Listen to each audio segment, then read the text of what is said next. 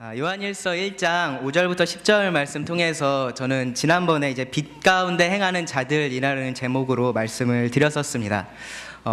지난 시간에는 특별히 5절 말씀 통해서 이 빛이 무엇인지에 대해서 먼저 말씀을 드렸는데요.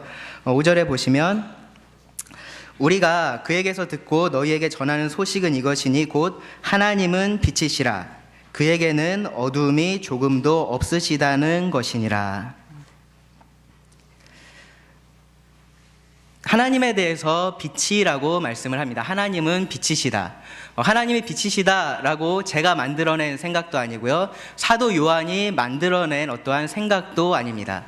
하나님과 함께 계셨던 그 영원하신 예수님께서 이 땅에 오셔서 사도들에게 직접 전해주시고 보여주셨던 바로 그 말씀, 가장 핵심이 되는 말씀이 바로 하나님은 빛이시다라는 것이었습니다. 하나님은 빛이시다. 특별히 성경은 하나님에 대해서 이 빛과 연관지어서 말할 때 세 가지 의미를 갖습니다. 첫 번째로 하나님은 거룩하시다라는 것입니다. 하나님은 죄가 전혀 없으십니다. 하나님은 죄하고 전혀 관계가 없는 완전히 거룩하신 분이십니다. 그리고 두 번째로는요, 하나님은 진리이시다라는 것입니다. 하나님은 진리이시다. 하나님은 거짓과는 관계가 없습니다. 그리고 세 번째로는요, 하나님은 생명이시다 혹은 생명의 근원이시다라는 것이 바로 성경이 하나님은 빛이시다라고 말할 때 의미하는 바입니다. 근데 특별히 이 사도 요한이 쓴 요한복음이나 이 요한일서의 말씀을 읽어보면 이 사도 요한이 특별히 빛이라는 것으로 이 하나님을 말할 때 마음속에 가지고 있는 두 가지 생각이 있습니다. 첫 번째로는 뭐냐 하면 그 빛이 바로 어떠한 영역을 만든다라는 것입니다. 어떠한 영역을 만든다. 이 안에 지금 빛을 켜놓으면 이 안은 빛의 영역이 되는 것입니다. 밝은 곳이 됩니다. 그리고 또 하나는요, 빛은 무언가를 드러내는 역할을 한다라는 부분입니다. 빛은 어두움 속에 감춰져 있던 것을 드러냅니다. 여러분들 요새는 이제 저희가 주일 저녁에 잘 안 모이죠. 밤에 늦게 집에 들어가시면 제일 먼저 어떤 일을 하십니까? 불을 켜죠. 물론 요새는 좋아져서 자동으로 불이 켜지는 곳도 많지만 일단 스위치를 찾아서 불을 켭니다.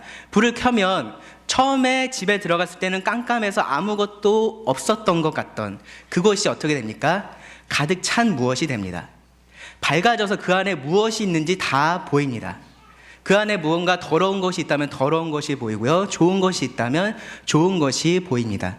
빛은 어두움에 감춰져 있던 무언가를 드러내는 일을 합니다. 하나님은 거룩한 빛이십니다. 거룩한 빛이시기 때문에 죄악을 드러내십니다. 하나님은 진리의 빛이십니다. 그래서 거짓된 것을 드러내십니다. 하나님은 생명의 빛이십니다. 그래서 사망을, 죽음을 드러내십니다. 이것이 사도 요한이 요한일서 1장 1절부터 5절까지 우리들에게 계속해서 말해준 것입니다. 하나님은 빛이시고요. 그 빛이신 하나님이라는 것을 바로 예수님께서 이 땅에 오셔서 우리에게 알려주셨다라는 사실입니다. 자, 그러면은 이제 이 원리가, 이 진리가 하나님과 우리 사이의 관계, 그리고 우리와 죄 사이의 관계에 있어서 어떠한 의미를 갖는지를 이제 설명을 합니다. 그 말씀이 이제 6절부터 10절에 나오는 말씀입니다. 원리의 적용인데요. 말씀을 제가 읽을 텐데요. 읽을 때 한 가지 먼저 말씀드릴 것이 무엇이냐면 이 말씀을 잘 보시면 6절부터 10절까지 계속해서 같은 표현이 반복되는 것이 있습니다. 6절에 보시면 만일 우리가 하나님과 사귐이 있다고 어두움에 행하면 이라고 말하고요. 7절에서도 우리가 빛 가운데 행하면, 8절에서는 만일 우리가 죄 없다고 말하면, 9절 만일 우리가 우리 죄를 자백하면, 10절 만일 우리가 범죄하지 아니하였다 하면, 만일 뭐뭐하면 이러이러하다라는 부분이 계속해서 반복되는데요. 제가 이 말씀을 읽을 때 이렇게 들으시기 바랍니다. 만일 이러이러한 사람이라면 이러이러하다라고 들으시기 바랍니다. 이해가 되십니까? 만일 이러이러한 사람이라면 이러이러하다. 즉 6절에서 만일 우리가 하나님과 사귐이 있다 하고 어두움에 행하면, 어두움에 행하는 사람이라면 그 사람은 이러이러하다라고 말씀을 하는 것입니다. 6절 말씀 읽겠습니다. 6절부터 10절. 만일 우리가 하나님과 사귐이 있다 하고 어두움에 행하면 거짓말을 하고 진리를 행하지 아니함이거니와 그가 빛 가운데 계신 것 같이 우리도 빛 가운데 행하면 우리가 서로 사귐이 있고 그 아들 예수의 피가 우리를 모든 죄에서 깨끗하게 하실 것이요. 만일 우리가 죄가 없다고 말하면 스스로 속이고 또 진리가 우리 속에 있지 아니할 것이요.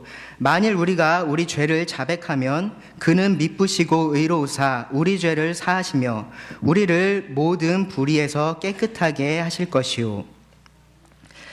만일 우리가 범죄하지 아니하였다 하면 하나님을 거짓말하는 이로 만드는 것이니 또한 그의 말씀이 우리 속에 있지 아니하니라. 우리 말씀을 위해서 잠깐 기도하시고 말씀을 계속하겠습니다. 주님 감사드립니다. 또 하루를 허락하시고 또 성도님들이 또 이렇게 함께 모여서 우리 주님을 기억하고 또 하나님을 찬양할 수 있게 해주심에 감사드립니다. 주님, 또 이 시간에 우리가 주의 말씀을 기다립니다. 또 이 말씀을 통해서 저희들에게 말씀하실 때 저희가 그 말씀을 듣고 또 그것에 반응하는 삶이 되도록 이 시간 가운데 역사하여 주시기를 원합니다. 모든 시간을 주님께 의지하며 예수님의 이름으로 기도드립니다. 아멘. 그 주보에 보시면 설교의 아웃라인이 있는데요. 설교 개요가 있는데요. 지난 시간에 제가 기본적인 원리에 대해서 먼저 말씀을 드렸습니다. 하나님은 빛이시다라는 것입니다. 그리고 오늘은 이 원리의 적용에 대해서 말씀을 드리겠습니다. 이 하나님이 빛이시다라는 것이 하나님과 우리 그리고 죄 사이의 관계에 있어서 어떠한 의미를 갖는지를 말씀을 드리겠습니다. 그리고 세 번째로 오해할 것에 대한 설명이 나오는데요. 제가 지난번에 했던 설교를 들어봤어요. 들어보니까 제가 이 5절부터 10절 말씀을 제가 두 번에 걸쳐서 설교를 하겠다라고 말을 했었더라고요. 제가 교만했었다라는 생각이 들었는데 오늘 아마 제가 두 번째까지밖에 못할 것 같습니다. 그래서 세 번에 걸쳐서 이 설교를 해야 될 것 같습니다. 오늘은 두 번째 이 원리의 적용 6절과 7절 말씀을 같이 좀 생각해 보기를 원합니다. 6절하고 7절에 보시면요, 이 말씀은 그렇게 이해하기에 어렵지 않습니다. 말씀 자체는요, 보시면 두 가지 상황을 지금 가정을 하는데요, 그 두 가지 상황이 서로 반대되는 상황입니다. 6절에서는요, 만일 우리가 하나님과 사귐이 있다라고 말하면서 어두움 가운데 행하면, 하나님과 사귐이 있다라고 말하지만 어두움 가운데 행하는 상황, 그것을 하나 말하고 있고요. 그 다음에 7절에서는요, 그가 빛 가운데 계신 것 같이 우리도 빛 가운데 행하면 이라고 말합니다.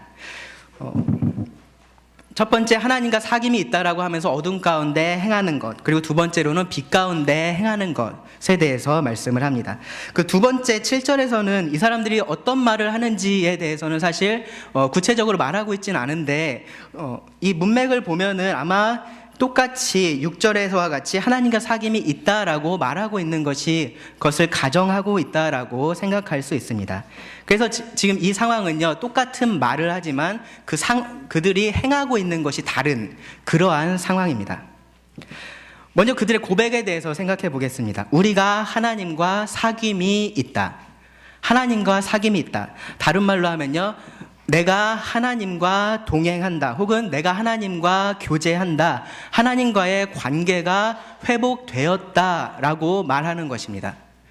조금 더 우리가 자주 쓰는 표현으로 바꾸면 어떤 의미겠습니까? 내가 구원받았다, 내가 예수님을 믿는 사람이다, 내가 하나님의 자녀다, 내가 의롭게 되었다라고 말하는 것입니다.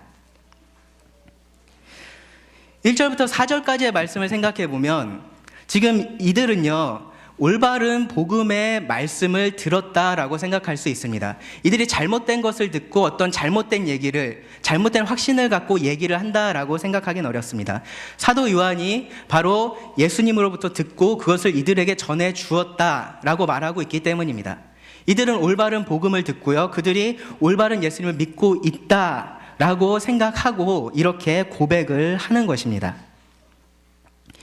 이것이 공통적인 고백입니다. 6절과 7절에서 말하고 있는 공통적인 고백입니다. 차이는 어디에 있습니까? 이들의 삶에 있습니다. 이들의 행함에 있습니다. 그리고 그것이 우리가 그들의 상태를 알 수 있는 방법입니다. 지금 계속해서 반복해서 강조되고 있는 것이 무엇이냐 하면 예수 그리스도를 실제적으로 만난 사람들은 그 삶에 있어서 실제적인 변화가 찾아온다라는 것입니다. 그것이 요한일서 전체를 꿰뚫는 주제이고요. 그 주제의 기초에서 모든 말씀들이 나옵니다. 실제 하셨던 그 예수님을 실제로 만난 사람들은 그 삶에 있어서 실제적인 변화가 찾아온다라는 것입니다. 뒤집어서 얘기하면요, 그 사람의 그 삶에서의 실제적인 변화가 그 사람의 내면을, 그 사람 속에서 일어나는 영적인 일을 보여준다라는 말입니다. 여러분 병원에 가시죠. 지금도 기침하는 소리가 여기저기서 들리는데요. 병원에 갑니다. 병원에 가면 의사가 무엇을 합니까? 진찰을 합니다. 증상을 물어봅니다. 처음부터 피 뽑고 그 사람 피 뽑고해서 무슨 연구를 하고 그러지 않습니다. 어떤 증상이 있으십니까? 기침은 하시나요? 열이 나시나요? 밤에 잠은 잘 주무십니까? 그러한 질문을 합니다. 그리고 여간에서는 그러한 질문들을 통해서 그 사람의 증상을 알면 그 사람 안에 어떠한 문제가 있는지를 알게 됩니다. 물론 더 정확한 것은 큰 병이라면 우리가 더 다른 검사들을 해서 그러한 결론을 내겠지만 대부분은 그 증상을 통해서 그 사람이 어떠한 상태인지를 알아냅니다. 그것이 의사가 하는 일입니다. 지금 사도 요한이 하고 있는 것이 그것과 유사합니다. 겉으로 보이는 것을 통해서, 이 겉으로 보인다라는 것은 꼭 우리 눈에 보인다라는 것이 아니고요, 우리가 알 수 있는 것, 그 사람의 마음의 변화, 생각의 변화, 행동의 변화, 그런 모든 것들을 말합니다. 그러한 것들을 통해서 그 사람이 정말로 영적으로 어디에 있는지를 알 수 있다라는 것입니다. 자, 첫 번째 우리가 하나님과 사귐이 있다라고 말하면서 어두움에 행하는 경우를 말합니다. 어두움 가운데 살고 있는 경우를 말합니다. 제가 이 질문을 설교하면서도 여러 번 한 것 같고 제가 가르칠 때도 여러 번 한 것 같은데, 성경에서 행한다, 걷는다라는 것은 무엇을 의미합니까? 우리의 삶을 의미합니다. 우리의 삶을 의미합니다. 그러니까 어떤 한두 번의 어떤 행동을 의미하지 않습니다. 우리의 삶의 방식, 우리의 삶의 특징, 그 사람의 삶의 패턴, 그러한 것들을 말합니다. 가장 이해하기 쉽게 말씀을 드리면요, 저희가 주일 오후에 저 뒷뜰에 성도님들이, 형제님들이 모여서 무엇을 합니까? 축구를 합니다. 그분들을 우리가 축구 선수라고 하나요? 축구 선수라고 부르진 않습니다. 그런데 가만히 생각해보면 축구 선수들보다 사실 게임은 더 많이 하는 것 같아요. 축구 선수들은 그 계절마다 한 번씩 하고 쉬잖아요. 근데 UFC는 한 1년 동안 한 번도 안 쉬고 주일마다 거의 2시간씩 계속 찼거든요. 그러니까 축구하는 것 자체를 놓고 보면 축구 선수라고 불리는 사람들이나 주일에 오후에서 뒤에서 축구를 하시는 형제님들이나 어떻습니까? 우리가 볼 때 똑같아요. 근데 우리가 왜 그 형제님들을 우리가 축구 선수라고 부르지 않습니까? 모여서 그 시간에 좋아서 축구를 하는 겁니다. 이 UFC는요. 근데 축구 선수들은 어떻습니까? 그들의 삶이 그 축구라는 것에 모두 맞춰져 있습니다. 그것을 잘하기 위해서 훈련을 하고요, 그것을 잘하기 위해서 돈을 투자하고요, 좋은 장비를 사고 모든 것들을 거기에 투자합니다. 그들이 그 축구라는 것을 향해서 나아가고 있는 사람들이기 때문에 그렇습니다. 우리는요, 좋아서 하는 겁니다. 아프면 안 할 수 있죠. 아프면 쉴 수 있고요, 우리는 거기에 모든 것을 투자하지는 않습니다. 다릅니다. 똑같이 축구라는 것을 하지만 우리가 누구는 축구 선수라고 하고 누구는 그렇지 않다라고 말하는 것이, 여기서 우리가 행한다라고 말할 때도 사실은 그렇습니다. 어떤 사람이 한두 번 어떠한 모습을 보이는 것을 말하는 것이 아니라 그 사람의 삶 전체를 놓고 봤을 때, 그 사람의 삶을 길게 놓고 봤을 때 그 사람이 어디를 향해서 가고 있는지, 어떠한 삶의 패턴을 보이고 있는지, 삶의 모습을 보이고 있는지를 말하는 것입니다. 이 행한다라는 말을 여러분께서 잘 알고 계셔야 됩니다. 안 그러면 이 요한일서 말씀을 정말로 오해해서 읽을 수 있습니다. 자, 어디에서 행합니까? 어두움에서 행합니다. 어두움 가운데서 행한다라고 말합니다. 어두움은 빛의 반대입니다. 제가 빛에 대해서 이미 여러 번 말씀을 드렸는데요. 거룩이고 진리이고 생명입니다. 그럼 어두움은 무엇이겠습니까? 죄악이고 거짓이고 죽음입니다. 하나님의 속성과 정확히 반대되는 것이 바로 어두움입니다. 자, 그럼 두 단어를 섞어 보겠습니다. 어두움에 행한다라는 것은 무엇일까요? 어두움에 행한다. 그 사람의 삶이 하나님의 속성과는 전혀 다른 모습을 보여주는 것을 말합니다. 한두 번 죄를 범하는 것을 말하는 것이 아닙니다. 요한은요, 어두움의 일을 한다라고 말하지 않아요. 어두움 가운데 행한다, 그 안에서 살고 있다라고 말합니다. 이 어두움에 있는 것은요, 혹은 그 안에서 행하는 것은 성경에서 타락한 인간들의 상태를 말할 때 항상 사용해 왔던 표현입니다. 에베소서 5장 8절 뭐라고 말씀합니까? 너희가 전에는 어둠이더니. 이사야서 9장 2절에서는요, 흑암에 행하던 백성이라고 말하고요, 사망의 그늘진 땅에 거주하는 자라고 말합니다. 이사야서 42장 7절에서는요, 흑암에 앉은 자라고 말씀합니다. 말씀을 한 군데 찾아보시겠습니다. 에베소서 2장 1절부터 3절이요, 바로 이 어두움 가운데 있는 자들, 그 어두움 속에서 행하는 자들의 가장 정확한 모습을 보여줍니다. 에베소서 2장에 보시면요,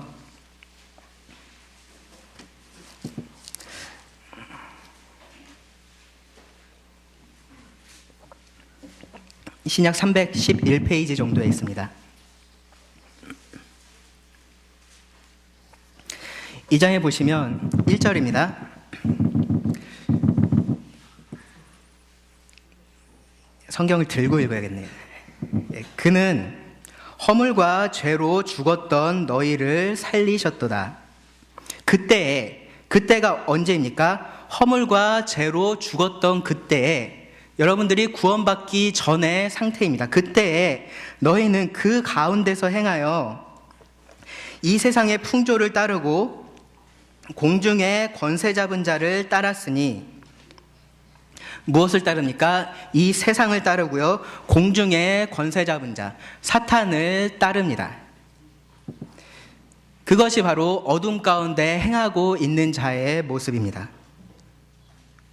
곧 지금 불순종의 아들들 가운데서 역사하는 영이라. 전에는, 구원받기 전에는 우리도 다 그 가운데서 행하여 우리 육체의 욕심을 따라 지내며, 무엇을 따릅니까?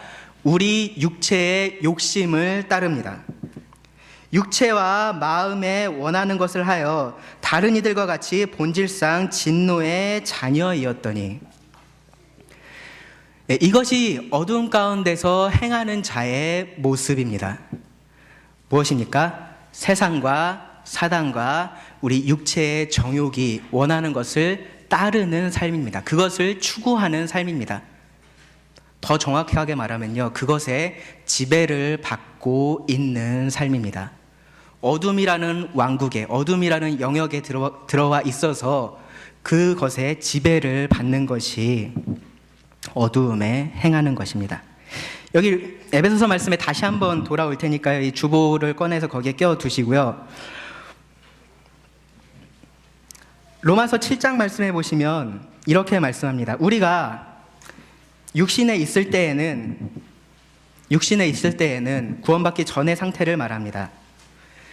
율법으로 말미암는 죄의 정욕이 우리 지체 중에 역사하여 우리로 사망을 위하여 열매를 맺게 하였다라고 말씀합니다. 제가 다시 한번 읽겠습니다. 잘 들어보십시오. 우리가 육신에 있을 때에는 어두움에 행할 때를 말합니다. 율법으로 말미암는 죄의 정욕이 우리 지체 중에 역사하여, 죄의 정욕이 우리 지체 중에서 역사합니다. 우리 지체 중에서 그 힘을, 그 영향력을 행사하는 것입니다. 그렇게 해서 우리로 사망을 위하여 열매를 맺게 한다라고 말씀합니다. 사망을 위하여, 어둠을 위하여 죄악된 열매를 맺는 것입니다. 그 마음의 소원이 무엇입니까? 그 마음에서 정말로 원하고 있는 것이 무엇입니까? 어둠 가운데 있는 사람은요, 이 세상이 원하는 것을 원하고요, 사단이 원하는 것을 원하고요, 우리 육신의 정욕이 원하는 것을 원합니다. 그렇게 해서 어떠한 열매를 맺습니까? 사망을 위하여 열매를 맺습니다. 그것이 크든지 작든지 그러한 열매를 맺는 사람이 어두운 가운데 행하는 사람입니다. 누가 그런 사람들입니까? 구원받기 전에 모든 사람들이 그러한 상태에 있었습니다. 어둠 가운데 행한다는 것은요, 간단하게 말씀드리면 여전히 죄의 정욕을 따라서 살고 있는 상태를 말합니다. 그러한 삶을 살면서요, 여전히 어둠 가운데 행하고 있으면서 하나님과 사귐이 있다라고 말할 수 없습니다. 그래서 사도 요한은 그렇게 말하는 사람에 대해서 제가 그렇게 이 말씀을 이해하라고 처음에 말씀을 드렸습니다. 만일 우리가 하나님과 사귐이 있다라고 하고 어둠 가운데 행하는 사람이면 거짓말을 하고 진리를 행하지 않는다라고 말합니다. 그 말은 거짓말입니다. 그 사람이 어떻게 말을 하든지 상관없이 그 사람의 삶은 그 사람의 말이 거짓이라고 말합니다. 이 하나님은 빛이시다라는 기본 원리에 비춰서 그 사람의 고백을 한번 평가해 보십시오. 하나님은 빛이십니다. 하나님은 오직 빛이십니다. 하나님 안에는 어둠이라는 것이 전혀 없습니다. 그분 안에는 거짓이 없고요. 그분 안에는 죄악된 것이 없고요. 그분 안에는 죽음이라는 것이 전혀 없습니다. 그런데 그 하나님과 사귐이 있다, 그 하나님과 교제한다라고 말하는 사람이 여전히 거짓 가운데 거하고요, 여전히 죄악 가운데 거하고요, 여전히 죽음 가운데 거한다면 어떻게 그 사람의 말이 사실일 수 있겠습니까? 그렇게 말하는 것은 거짓입니다. 그들의 영적인 상태는요, 제가 분명히 말씀드릴 수 있습니다. 하나님과 사귐이 없는 상태입니다. 그들이 하는 일은 진리를 행하지 않는 것입니다. 진리를 행하지 않습니다. 어두움 가운데 있기 때문에 어두움 가운데서 행하는 것이지 절대로 진리를 따라서 진리를 행하지 않습니다. 거짓을 따라서 거짓을 행하고 있습니다. 정말로 간단하고 정말로 명료한 말씀입니다. 정말로 당연한 말씀입니다. 그런데 문제는 무엇이냐 하면 어둠 가운데 행하는 사람들이 나는 하나님과 사귐이 있다라고 말한다는 데 있습니다. 나는 진리를 행한다, 나는 옳은 일을 하고 있다라고 말한다는 데 있습니다. 어둠 속에 있어서 무엇이 빛인지조차 볼 수 없기 때문에 할 수 있는 말입니다. 정말로 하나님이 누구신지 알면요, 정말로 하나님은 빛이시다라는 말이 어떠한 의미인지 안다면 누구도 자기 욕심에 따라서 이 세상 속에서 살면서 하나님과 사귐이 있다라고 말할 수 없습니다. 그 말은 거짓이고요, 그 행동은 진리하고는 아무런 관계가 없습니다. 여전히 하나님과 원수된 자이고요, 여전히 거듭나지 못한 자입니다. 자, 그러면 7절에서 이제 빛 가운데 행하는 자에 대해서 말씀합니다. 빛 가운데 행하는 자들, 고백은 동일합니다. 하지만 그들의 삶이 다릅니다. 그가 빛 가운데 계신 것 같이, 하나님은 빛이시기 때문에 언제나 빛의 영역 안에 계십니다. 그분이 말씀하시는 것, 그분이 행하시는 것은 언제나 의롭고요, 언제나 진리입니다. 사실 더 정확하게 말씀드리면요, 하나님이 빛의 근원이 되시기 때문에요, 그분께서 하시는 말씀이 진리입니다. 그리고 그분께서 하시는 일이 의로운 일입니다. 거룩한 일입니다. 그분과 같이 우리도 빛 가운데 행하면 이것이 자연스러운 말이 아닙니까? 하나님과 사귐이 있다라고 말한다면 그분이 그러하기 때문에 그렇게 말하는 사람도 빛 가운데 행하는 것이 자연스럽지 않습니까? 빛 가운데 계신 하나님과 사귐이 있다라는 것은요, 일단 나도 그 빛 가운데 있어야지 가능한 일입니다. 나도 그 빛 가운데 있어야 합니다. 그럼 어떻게 우리가 이 빛 가운데 들어올 수 있습니까? 우리가 어떻게 이 빛 가운데로 들어올 수 있을까요? 어떻게 어둠의 나라에서 그 어둠의 세력에서 벗어나서 이 빛의 나라로, 빛의 세력으로 들어올 수 있을까요? 우리가 빛 가운데 행하면 그렇게 할 수 있습니까? 우리가 진리 가운데 행하면 우리가 빛 가운데로 들어올 수 있나요? 지금 제 말이 모순되는다는 거 아시겠습니까? 빛 가운데 있지 않은데 어떻게 빛 가운데 행할 수가 있겠어요? 빛 가운데 있어야 빛 가운데 행할 수가 있습니다. 지금 여기서 사도 요한은요, 너희가 빛 가운데 행해야지만 우리가 서로 사귐이 있고 그 아들 예수 그리스도의 피가 우리를 모든 불의에서 깨끗하게 한다, 모든 죄에서 깨끗하게 한다, 할 수 있다라고 말하는 것이 아닙니다. 빛 가운데 있는 사람들은 사귐이 있는 사람들이고 예수 그리스도의 피가 모든 죄에서 깨끗하게 하는 사람들이다라고 말하는 것입니다. 자, 어떻게 그럼 빛 가운데 들어올 수 있습니까? 에베소서 말씀을 다시 가서 보시면요, 에베소서 2장 4절입니다.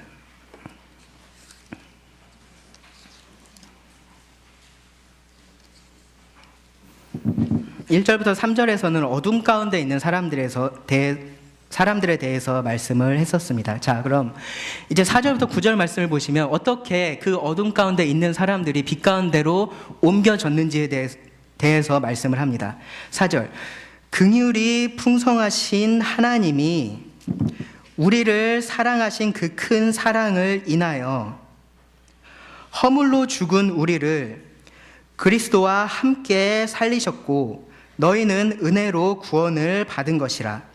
또 함께 일으키사 그리스도 예수 안에서 함께 하늘에 앉히시니 이는 그리스도 예수 안에서 우리에게 자비하심으로써 그 은혜의 지극히 풍성함을 오는 여러 세대에 나타내려 하심이라. 8절 말씀 같이 읽어볼까요? 시작. 너희는 그 은혜에 의하여 믿음으로 말미암아 구원을 받았으니 이것은 너희에게서 난 것이 아니요 하나님의 선물이라. 여러분, 어떻게 어둠의 나라에서 빛의 나라로 옮겨지셨습니까? 어떻게 어둠 가운데 행하던 자들이 빛 가운데 행하는 자들이 되었습니까? 하나님께서 그 풍성하신 은혜로 그렇게 하셨습니다. 하나님께서 그 풍성하신 은혜로 어둠 가운데 행하던 자들을 빛 가운데로 옮기셨습니다. 골로새서 1장 13절 말씀에선 이렇게 말씀합니다. 그가 우리를 흑암의 권세에서 건져내사 그의 사랑의 아들의 나라로 옮기셨으니, 예, 우리가 옮겨갔습니까? 아닙니다. 하나님께서 옮기셨습니다. 어떤 자들을요? 믿는 자들을요. 베드로전서 2장 9절은요, 그러나 너희는 택하신 족속이요 왕같은 제사장들이요 거룩한 나라요 그의 소유가 된 백성이니 이는 너희를 어두운 데서 불러내어 그의 기이한 빛에 들어가게 하시니에 아름다운 덕을 선포하게 하려 하심이라. 누가 우리를 어두운 데서 불러서 그의 기이한 빛에 거할 수 있게 했습니까? 하나님께서 그렇게 하셨습니다. 빛 가운데 행해서 빛으로 들어오는 것이 아닙니다. 빛에 거하는 자들이 빛 가운데 행하는 것입니다.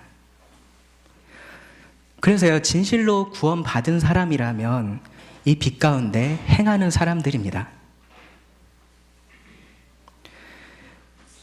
자, 그럼 빛 가운데 행한다 라는 것이 어떤 의미일까요? 앞에서 어둠 가운데 행하는 것에 대해서 말씀을 드렸습니다. 그럼 빛 가운데 행하는 것은 그 어둠 가운데 행하는 것과 정확히 반대되는 것입니다. 어둠 가운데 행한다라는 것이 무엇이었습니까? 이 세상을 따라서, 사탄을 따라서, 우리 육신의 정욕을 따라서 사는 삶이었습니다. 그것이 그 사람의 가장 최우선되는 것이었고요. 그것을 따라서 사는 삶이 그 사람의 말을 통해서, 그 사람의 행동을 통해서 크든 작든 드러나는 삶이 어둠 가운데 행하는 삶이었습니다. 그렇다면 빛 가운데 행한다라는 것은 무엇일까요? 그 사람 마음에 있는 최우선되는 바로 그 우선순위가, 그 사람의 마음속에 있는 그 마음의 소원이 바뀐 것입니다. 갈라디아서 5장 24절에서 이렇게 말씀합니다. 그러므로 그리스도 예수의 사람들은 육체와 함께 그 정욕과 탐심을 십자가에 못 박았느니라. 그 사람이 어둠 속에서 가지고 있었던 그 정욕과 탐심을 십자가에 못 박은 것입니다. 죽었습니다.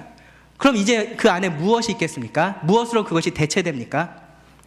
예수 그리스도로 대체됩니다. 그래서 사도 바울은요, 빌립보서 1장 21절에서 내게 사는 것이 그리스도다라고 말씀합니다. 빌립보서 2장 13절에서는요, 너희 안에 행하시는 이는 하나님이시니 자기의 기쁘신 뜻을 위하여 너희에게 소원을 두고 행하게 하신다라고 말씀합니다. 우리 마음속에 하나님을 기쁘시게 하고자 하는 마음의 소원이 있습니다.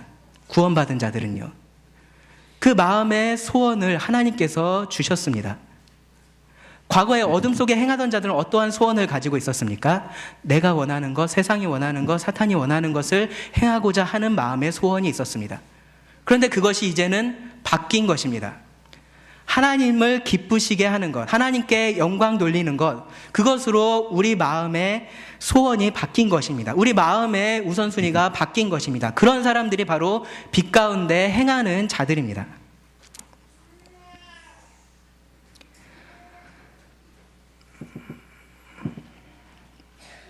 이러한 마음의 변화는요, 그 삶을 통해서 드러납니다. 그 사람의 입술을 통해서 드러나고요, 그 사람의 행동을 통해서 드러납니다.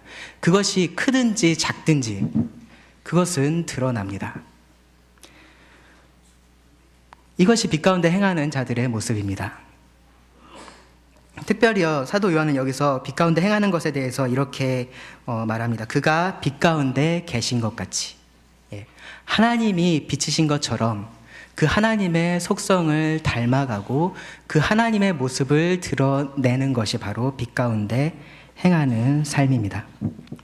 경건이라는 말을 들어보셨습니까? 경건, 교회 안에서 많이 사용하는 말입니다. 제가 사전을 찾아봤는데요, 경건에 대해서 이렇게 정의를 합니다. 공경하며 삼가고 엄숙함.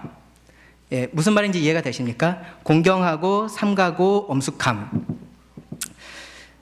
일상적으로 우리가 이 경건이라는 말을 쓰는데요, 경건한 분위기라는 표현을 하죠. 경건한 분위기, 뭔가 이렇게 조용하고 좀 엄숙한 그러한 자리를 우리가 경건하다라고 표현을 합니다. 어떤 사람에 대해서도 우리가 경건한 사람이다라는 말을 씁니다. 어떤 사람에 대해서 그렇게 합니까?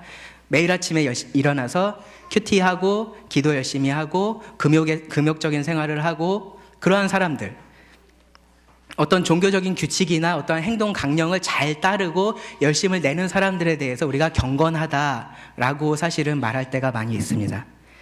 성경적인 의미에서의 경건은요, 이렇게 정의할 수 있습니다. 하나님께서 빛 가운데 계신 것처럼 그 모습을 닮아가는 사람입니다. 하나님을 닮은 모습, 그것이 바로 경건의 모습입니다. 어둠 가운데 행하는 것과 이 빛 가운데 행하는 것에 대해서 제가 말씀을 드렸습니다. 어둠 가운데 행하는 것이 하나님과 반대 방향을 향해서 가는 것이라면 빛 가운데 행하는 것은 하나님을 향해서 가는 것을 말합니다. 어둠 가운데 행하는 것이 이 빛 대신 하나님을 왜곡되게 드러내는 것이라면 빛 가운데 행하는 것은 그 하나님을 있는 그대로 드러내는 것을 말합니다. 어둠 가운데 행하는 것이 내가 원하는 것을 추구하면서 사는 삶이라고 하면 빛 가운데 행한다는 것은 하나님이 원하시는 것을 추구하면서 사는 삶입니다. 이 구분은요, 빛과 어두움이 나눠져 있는 것처럼 정말로 명확합니다. 그 중간 어디라는 것은 없습니다. 어두움에 있다가 빛으로 우리가 올 수 있죠. 어둠 가운데 있다가 빛으로 올 수 있습니다. 그런데 빛 가운데 있는 사람이 다시 어둠으로 갔다가 빛으로 왔다가 왔다 갔다 없습니다. 빛으로 온 사람은요, 빛 가운데서 행합니다. 이런 사람들을 이제 사도 요한이 두 가지 다른 표현을 통해서 다시 한번 정의를 하는데요, 우리가 서로 사귐이 있고 그 아들 예수의 피가 우리를 모든 죄에서 깨끗하게 하신다라고 말씀합니다. 먼저 우리가 서로 사귐이 있다라고 말하는데요, 이 말씀을 이해하려면 3절 말씀을 다시 한번 생각해 볼 필요가 있습니다. 3절에 보시면 우리가 보고 들은 바를 너희에게도 전함은, 바로 이 예수 그리스도의 복음을 너희들에게 전해준 것은, 그 목적은 무엇이냐 하면 너희로 우리와 사귐이 있게 하려 함이니 우리의 사귐은 아버지와 그의 아들 예수 그리스도와 더불어 누림이다. 빛 가운데 행하는 사람은요, 그 깨어진 관계가 회복된 사람들입니다. 하나님과의 깨어진 관계가 회복이 되고요, 사람들 사이에서 깨어진 관계가 회복이 됩니다. 하나님과 사귐이 있다라고 말하는 사람이 아니라 바로 그 하나님처럼 빛 가운데 행하는 사람이 하나님과 사귐이 있는 자들입니다. 그러한 자들이 관계가 회복된 자들입니다. 야고보서의 말씀에 따르면요, 내가 믿음이 있다라고 말하는 사람들이 아니라 그 믿음에 따르는 행함을 보여주는 사람들이 바로 하나님과 사귐이 회복된 사람들입니다. 이 사귐이라는 것을 동행이라는 측면에서 한번 생각해 보십시오. 왜 지금 사도 요한이 계속해서 우리가 서로 사귐이 있다라고 얘기를 하는지.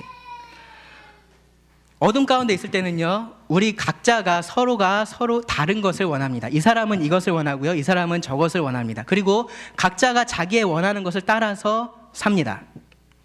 지금은요, 이 자리에 같이 서 있는 것 같을 수 있습니다. 지금은 마치 우리가 같은 곳을 향해서 가는 것처럼 보일지 모릅니다. 그런데요, 그 시간을 길게 놓고 보면요, 결국 그들이 정말로 원하는 것이 다르기 때문에 나는 이쪽으로 가고 저 사람은 이쪽으로 갑니다. 동행할 수 없습니다. 사귈 수 없습니다. 진정한 의미에서요. 성경에서 그래서 이 믿는 자들에게 믿지 않는 자들하고 멍해를 같이 하지 말라라고 합니다. 왜 그러냐면요, 지금은 우리 왠지 같이 할 수 있을 것 같아요. 지금은 왠지 지금 모습은 우리가 같은 곳을 바라보고 있는 것 같아요. 그런데 결과적으로 믿는 사람은 빛 가운데 행하는 사람이고요, 그렇지 않은 사람은 어둠 가운데 행하는 사람입니다. 계속해서 길을 같이 가다 보면 다른 길로 가게 되어 있습니다. 어둠 가운데 행할 때 우리에게 진정한 사귐, 진정한 교제라는 것은 없습니다. 하지만 빛 가운데 우리가 들어온 것을 한번 생각해 보십시오. 빛 가운데 들어오면 우리가 원하는 것이 모두 같아집니다. 모든 사람이 동일한 것을 원합니다. 무엇을 원합니까? 하나님을 기쁘시게 하기를 원합니다. 하나님께 영광 돌리기를 원합니다. 하나의 목표를 향해서 갑니다. 어쩌면 지금은 다른 곳에 있는 사람처럼 보일지 모르지만요, 결국은 같은 곳을 향해서 갑니다. 진정한 사귐이 그 안에 있을 수 있습니다. 빛 가운데 행하는 사람들은 바로 이러한 사귐에 들어온 사람들입니다. 자, 또 하나, 이 빛 가운데 행하는 사람에 대해서 그 아들 예수의 피가 그를 깨끗하게 하실 것이다 라고 말씀합니다. 여기 깨끗하게 하실 것이다 라고 하니까 언젠가 깨끗하게 해줄 거다라는 의미로 혹시 생각하시는지 모르겠는데요, 다른 번역본에 보면 대부분 이렇게 번역이 되어 있습니다. 깨끗하게 하신다. 네, 깨끗하게 하신다. 지금 계속해서 깨끗하게 하고 있다라는 말입니다. 사실 이 말도 그렇게 우리들에게 딱 와닿지 않습니다. 깨끗하게 하셨다라고 해야지 맞지 않습니까? 믿는 사람에 대해서 그 사람은 모든 죄에서 깨끗해졌다라고 과거형으로 말해야지 더 맞지 않습니까? 그런데 여기서 깨끗하게 하신다라고 말합니다. 왜 그러냐 하면요, 사도 요한은 계속해서 관심을 갖고 있는 것이 어디냐 하면 이 관계의 문제이기 때문에 그렇습니다. 관계의 문제, 사귐의 문제이기 때문에 그렇습니다. 법적인 의미에서 우리가 칭의라고 하죠. 법적인 의미에서는 과거형으로 우리가 말할 수 있습니다. 우리의 모든 죄는 깨끗해졌습니다. 이미 하나님께서 우리를 의롭다, 믿는 자들을 의롭다, 빛 가운데 행하는 자들을 의롭다라고 선포하셨습니다. 그런데 이 관계적인 측면은 조금 다릅니다. 우리는 여전히 죄를 짓고 있고요, 그 우리 삶 속에 있는 그 죄는 이 하나님과 우리 사이에 관계의 문제를 계속해서 만들어냅니다. 법적인 문제가 아니라 관계적인 문제를 계속해서 만들어냅니다. 그런데 그러한 죄들조차도 하나님께서 어떻게 하신다라고 말씀하십니까? 계속해서 깨끗하게 하신다라는 것입니다. 정말로 큰 약속의 말씀입니다. 그 어떠한 죄도 하나님께서 씻겨내시지 못할 죄가 없습니다. 어떻게 그렇습니까? 그 아들 예수의 피가 그 모든 죄들을 해결했기 때문입니다. 예수 그리스도의 십자가, 그분의 희생, 그분의 대속의 죽음, 죄사함, 그 모든 것들이 빛 가운데 행하는 자들의 것이 되었습니다. 그리고 그것의 기초에서 하나님께서 우리들의 죄를 여전히 계속해서 씻어주고 계십니다. 한번 회복된 관계는 절대로 끊어지지 않습니다. 우리를 구원하시기에 능하신 분이 그 구원을 지키시는데 실패하실 수 없습니다. 요한복음 13장에 보시면 굉장히 흥미로운 장면이 나옵니다. 예수님께서 제자들을 다 앉혀놓으시고 그들의 발을 씻겨주십니다. 발을 한 사람 한 사람 씻겨주시다가 이제 시몬 베드로의 발을 씻겨주시려고 하셨습니다. 그때 베드로가 뭐라고 말했습니까? 주님, 절대로 제 발을 씻기실 수 없습니다. 그때 예수님께서 베드로에게 뭐라고 말씀하셨습니까? 내가 네 발을 씻기지 않으면 너하고 내가 상관이 없다. 관계가 없다라고 말씀하셨습니다. 그러니까 베드로가 뭐라 그럽니까? 주님, 그러면 제 발만 말고 제 온몸을 좀 다 씻겨주십시오. 저는 주님하고 이 발만 관계에 있고 싶은 게 아니라 온몸이 다, 저는 정말로 주님과 깊은 관계에 있고 싶습니다 라고 말한 것입니다. 그 베드로에게 예수님께서 이렇게 말씀하셨습니다. 예수께서 이르시되 이미 목욕한 자는 발밖에 씻을 필요가 없느니라. 온몸이 깨끗하니라. 이미 목욕한 자는요, 이미 의로워진 자는 다시 의롭게 될 필요가 없습니다. 그런데 그 매일의 삶에서 짓는 죄에 대해서는 그 문제는 여전히 해결을 해야 합니다. 그런데 그 문제조차도 예수님께서, 하나님께서 계속해서 매일매일 해결해 주시겠다라고 약속하신 것입니다. 그래서 로마서 8장 말씀에서는요, 8장 30절과 31절인데요. 또 제가 읽겠습니다. 또 미리 정하신 그들을 또한 부르시고 부르신 그들을 또한 의롭다 하시고 의롭다 하신 그들을 또한 영화롭게 하셨느니라. 그런즉 이 일에 대하여 우리가 무슨 말하리요? 만일 하나님이 우리를 위하시면 누가 우리를 대적하리요? 하나님께서 구원하신 자들을 하나님께서 지키고 계십니다. 그렇다면 그 관계는 절대로 깨어질 수 없는 관계가 됩니다. 빛 가운데 있는 자들이 죄가 있습니까? 빛 가운데 있는 자들이 죄를 지을까요? 어려운 질문이죠. 여러분들의 삶을 돌아보십시오. 여러분들 죄를 짓습니까? 죄를 짓습니다. 그런데 그 죄의 문제가 하나님과 여러분들 사이에 큰 문제를 가져옵니까? 그 관계를 끊어놓습니까? 그럴 수 없습니다. 아무리 큰 죄를 짓는다고 해도요. 왜냐하면 여기 말씀에서 그 아들 예수의 피가 우리를 모든 죄에서 깨끗하게 하신다라고 말씀하시기 때문입니다. 이것이 하나님께서 구원받은 자들에게 하시는 일입니다. 여러분들이 빛 가운데 있는 자라면요, 여러분들이 빛 가운데서 행하는 자라면 이 하나님의 약속이 여러분들의 것입니다. 이 복을 여러분들이 누리실 수 있습니다. 그런데 만약에 여러분들이 어둠 가운데 계신 분이시라면 하나님과 사귐이 있다라고 절대로 말하지 마시기 바랍니다. 하나님은 빛이시고요. 따라서 그분과 사귐이 있는 사람은 빛 가운데 행합니다. 이것이 제가 지금까지 계속해서 드렸던 말씀을 딱 한 문장으로 드리는 말씀입니다. 하나님은 빛이시고 따라서 그 하나님과 사귐이 있는 사람들은 빛 가운데 행하는 자들입니다. 이 가르침은 사실 좀 오해할 수 있는 말씀입니다. 그러면은 우리는 더 이상 아무 죄도 짓지 않는 거냐? 어떤 죄도 없어야 된다는 거냐? 내 삶에 있어서 그러면 혹은 내 죄에 대해서 아무런 신경도 내가 안 써도 되는 거냐? 그러한 질문을 하실 수 있습니다.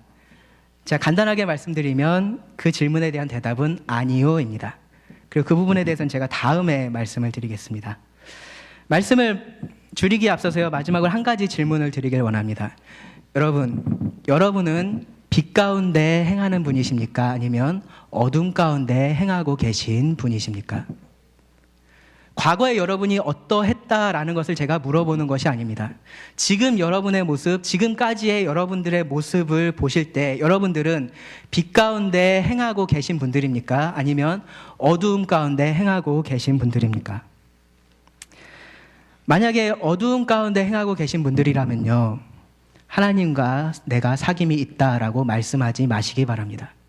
정말로 위험한 말입니다. 만약 내가 어두운 가운데 행하고 있다면 나는 하나님과 사귐이 없다라고 말씀하시기 바랍니다. 그리고 그 하나님 앞에 나가서 도움을 구하시기 바랍니다. 그런 자들을 하나님께서 내치지 않으십니다. 만약 여러분이요 빛 가운데 행하는 자라면요, 빛 가운데 행하는 자라면 감사하시고 하나님을 찬양하시기 바랍니다. 하나님께서 여러분들을 어둠에서 빛으로 옮기셨습니다. 그리고 그 확신 가운데 거하시기 바랍니다. 빛 가운데 거하는 자는요, 하나님께서 계속해서 그 삶을 깨끗하게 하고 계시기 때문입니다. 절대로 여러분들의 구원을 잃어버릴 수 없습니다. 절대로 여러분들과 하나님과의 관계가 끊어질 수 없습니다. 그 확신 가운데 거하시고 그 가운데서 기뻐하시기 바랍니다. 그리고 그 빛 대신 하나님의 모습을 계속해서 닮아가시기 바랍니다. 어둠에 있는 자들에게 이 빛이 무엇인지, 정말로 하나님이 어떠한 빛인지 여러분들의 삶으로 보여주시기 바랍니다. 기도하시고 말씀을 드리겠습니다.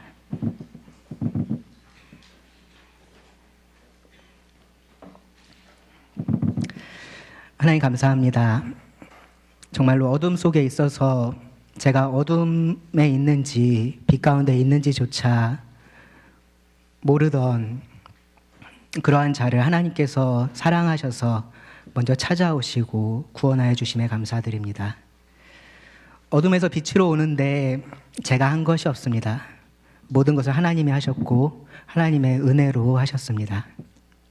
그 삶에 감사하며 그 하나님을 나타내길 원합니다. 우리의 삶을 통해서 그 빛 대신 하나님이 드러나길 원합니다. 주님 계속해서 저희들을 강하게 하여 주시고 지혜를 주시길 원합니다. 들은 말씀 주님께 의지하오며 예수님의 이름으로 기도합니다.